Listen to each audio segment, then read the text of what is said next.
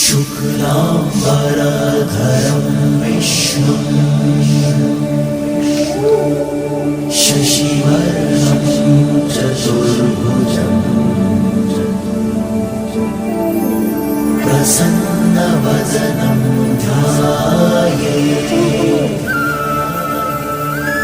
सर्वविघ्नोपशान्तये।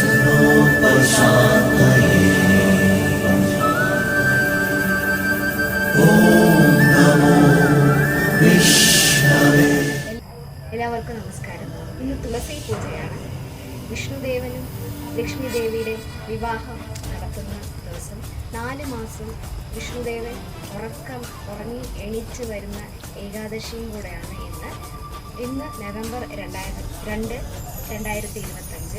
ഇന്ന് തുളസി പൂജയും ഏകാദശിയും രണ്ടും വിശേഷപ്പെട്ട ദിവസം ഒരു ദിവസത്തിൽ ഒത്തുകൂടിയിരിക്കുകയാണ്.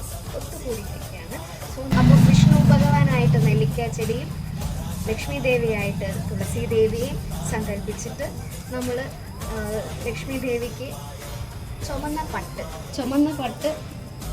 ചുമന്ന പട്ടായിട്ട് ധരിപ്പിക്കുക. എന്നിട്ട് ഈ മഞ്ഞളിൻ്റെ കട്ടി ഒരു മഞ്ഞൾ നൂലിനകത്ത് ചുറ്റി കെട്ടിയിട്ട് താലിയായി സങ്കല്പിച്ചിട്ട് നമ്മൾ കെട്ടിക്കൊടുക്കുക. എന്നിട്ട് പൂവും ഹാരം എല്ലാം വെച്ച് അലങ്കരിക്കുക. എന്നിട്ട് നമ്മൾ ചെടിക്ക് പച്ചപ്പാല് 2 പേർക്കും പച്ചപ്പാല് ഒഴിച്ചു കൊടുക്കുക.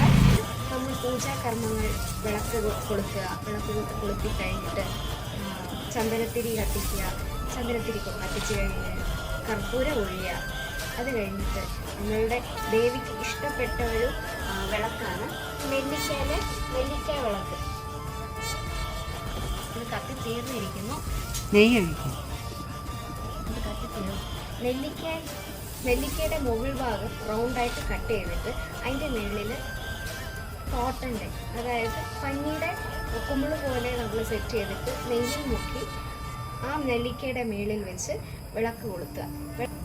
ദേവിക്കും ദേവനും ആരതി ഒഴിഞ്ഞു കഴിഞ്ഞിട്ട് കർപ്പൂരം ലാസ്റ്റിൽ ഒഴിഞ്ഞിട്ട് പ്രാർത്ഥിക്കുക. എന്നിട്ട് ഈ അക്ഷത എന്ന് പറയുന്നത് ഇത് ഈ അരിക്കകത്ത് മഞ്ഞളും കുങ്കുമവും പിന്നെ ഇച്ചിരി വെള്ളം മിക്സ് ചെയ്തിട്ട് നമ്മളിങ്ങനെ നന്നായി മിക്സ് ചെയ്തിട്ട് ഭഗവാന് കല്യാണം ആവുന്ന സമയത്ത് നമ്മൾ സാധാരണ ചെറുക്കനും പെണ്ണിനും പൂവും അരിയൊക്കെ ഇടുന്ന കണ്ടിട്ടുണ്ടല്ലോ. അതേപോലെ തന്നെ അവർക്ക് അനുഗ്രഹിക്കുന്ന ഒരു രീതിയാണ് നമ്മൾ ഈ മിക്സ് ചെയ്ത് വെച്ചേക്കുന്ന അക്ഷത ചെടിയിൽ ദേവിക്കും ദേവനും ഇട്ടുകൊടുത്ത് അനുഗ്രഹിക്കുക, പ്രാർത്ഥിക്കുക.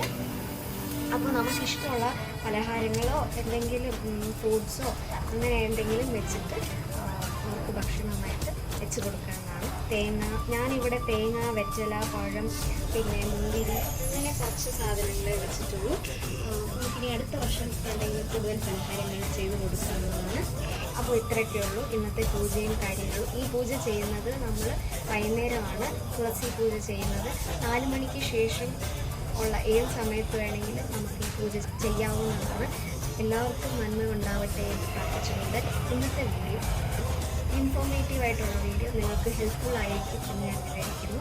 അപ്പോൾ എല്ലാവർക്കും തുളസി ദേവിയുടെ, വിഷ്ണുദേവൻ്റെയും ലക്ഷ്മി ദേവിയുടെയും അനുഗ്രഹം ഉണ്ടാവട്ടെ എന്ന് പ്രാർത്ഥിച്ചുകൊണ്ട് പൂർണ്ണമാണ്.